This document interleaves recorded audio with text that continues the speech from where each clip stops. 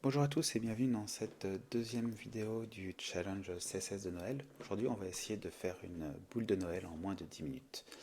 Donc c'est parti, je travaille dans mon main ici, on va avoir le résultat dans le cadre blanc et mon fichier style est vide. Donc, on va créer notre bulle de Noël, on va faire une première div avec une classe Bobble.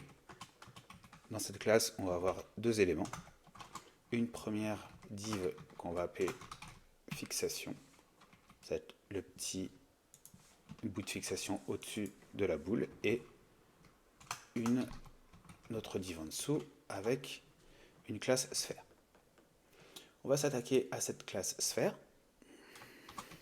Alors, hop, on va créer dans root une variable size qu'on va mettre à 250 pixels par exemple. Et on va donner cette taille à la sphère. Avec un aspect ratio de 1. En background color, je vais lui donner une couleur rouge, donc ça je sais déjà dans mon fichier global.css, c'est xmassred.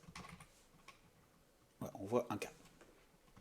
Très bien, on va mettre un border radius de 50% et on a un rond. Maintenant, on veut mettre un petit peu de décor sur notre boule de Noël. Donc, on va, au lieu de faire juste un background, on va utiliser quelque chose d'un peu plus complexe avec des gradients. Donc, on va créer un radial gradient. Donc, ce gradient, on va lui dire, ok, on veut que ça soit un circle au centre, par exemple. Si je lui mets en première couleur red et en deuxième couleur la couleur fixation qu'on va créer ici en gold.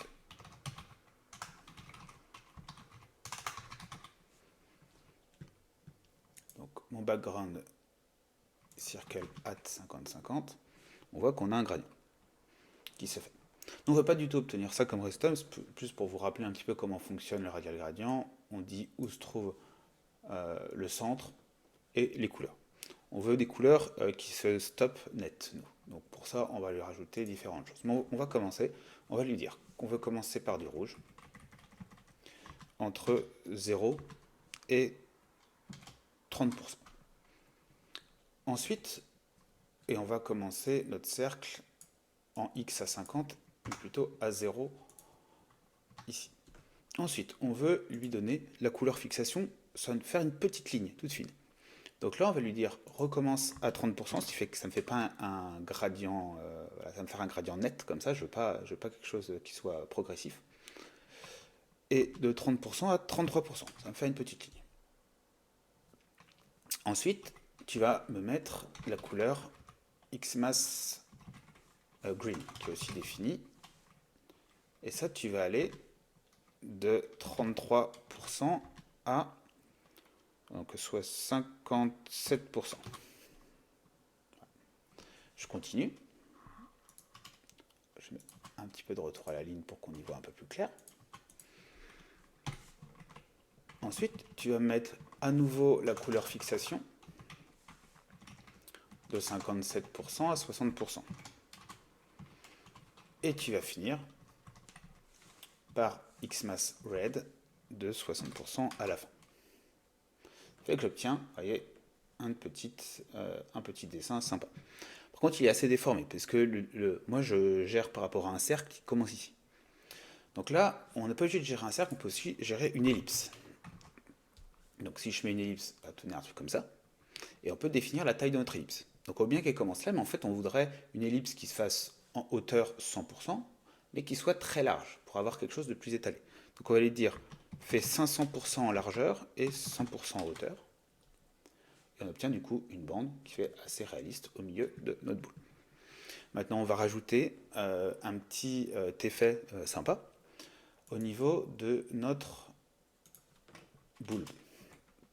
Ce qu'on va mettre ici, c'est un nouveau radial gradient pour donner un effet un petit peu plus réaliste avec des effets de lumière.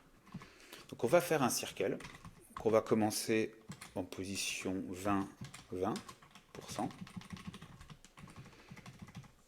Et on va lui mettre du white et du transparent. Vous voyez qu'ici on a un effet de lumière ici.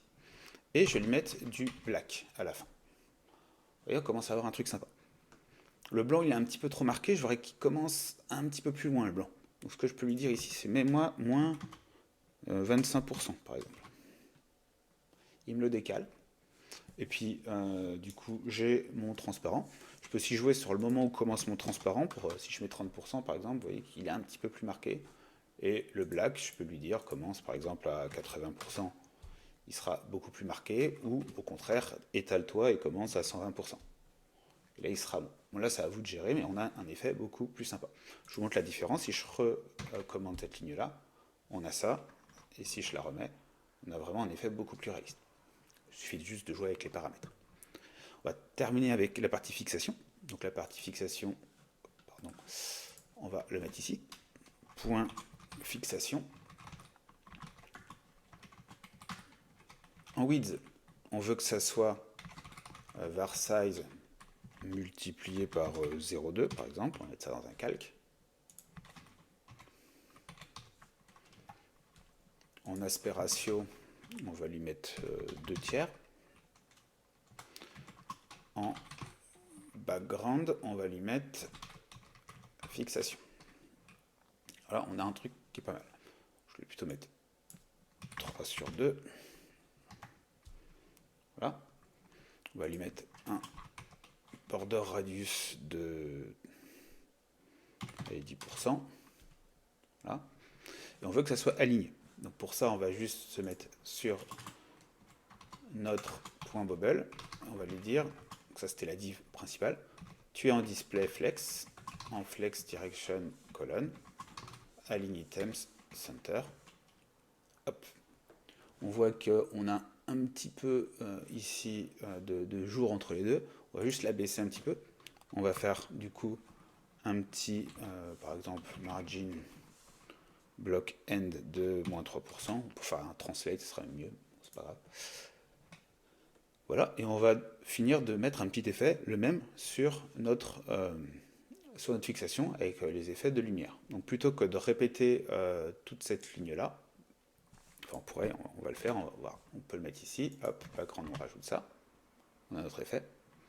On pourrait aussi jouer ici avec une variable. On peut lui dire qu'ici c'est notre shadow gradient qui vaut ça. Non, on peut lui mettre tout ça dedans. Et ici, je vais appeler ma variable shadow gradient.